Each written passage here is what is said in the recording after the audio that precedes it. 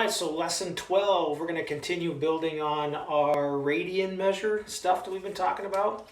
Going to kind of do this, well, actually, we're going to do the same exact thing we've been doing, but just in radians, and there's just one extra step, and then it's the same as what we've been doing. So we're only going to do 3 examples. That should be enough to get you going.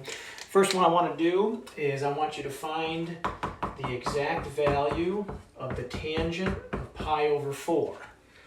All right, well, what's pi over 4? I don't know, so maybe we should convert that to degrees first. And that's all the only, that's the only new step here, is to just switch it to degrees first, and then it's the same as what we've been doing. So let's go off to the side here, take pi over 4, we multiply by 180 over pi to get it into degrees. The pi's will reduce out. 4 does go into 180 a nice even 45 times. So that means I'm trying to find the tangent of 45 degrees. We can handle that. That's stuff we've been doing. I'm going to grab that from my triangle, my 45, 45, 90, 1, 1, root 2, tangents opposite over adjacent.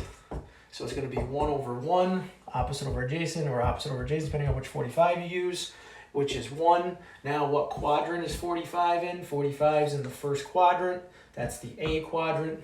All are positive in that quadrant, so we're going to keep it a positive 1. So there's your first example. I'm going to do 2 more.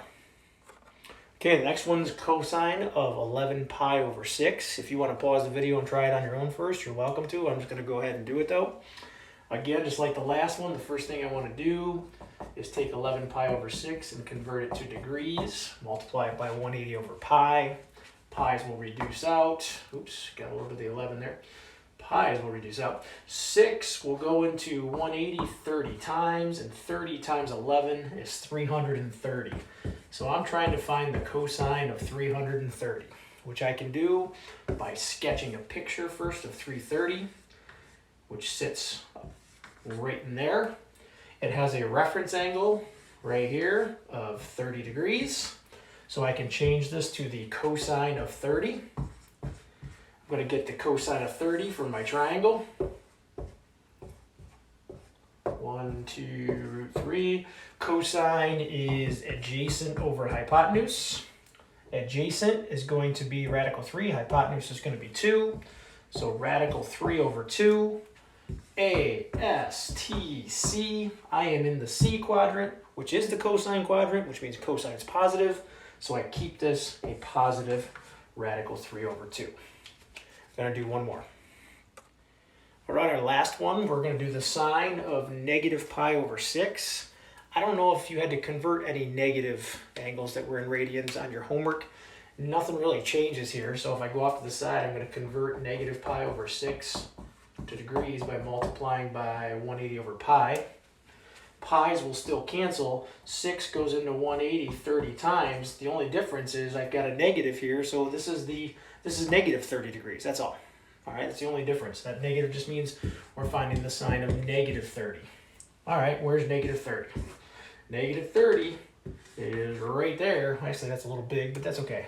It's a general idea. All right, negative angles go in that direction. So negative 30 is going to have a reference angle of 30, because 30 degrees is what you get when you go down 30 from there. So that means the sine of negative 30 is exactly the same as the sine of 30. Sine of 30 you're going to get from your triangle, 30, 60, 90. Sine is opposite over hypotenuse. Opposite over hypotenuse, 1 over 2. A, S, T, C. We are in the C quadrant. Cosine's the only thing positive. We're finding the sine. I need a negative on my answer there, so negative 1/2. So with the exception of converting it to degrees, everything else is the same stuff we've been doing. All right? Mr. Bigglesworth.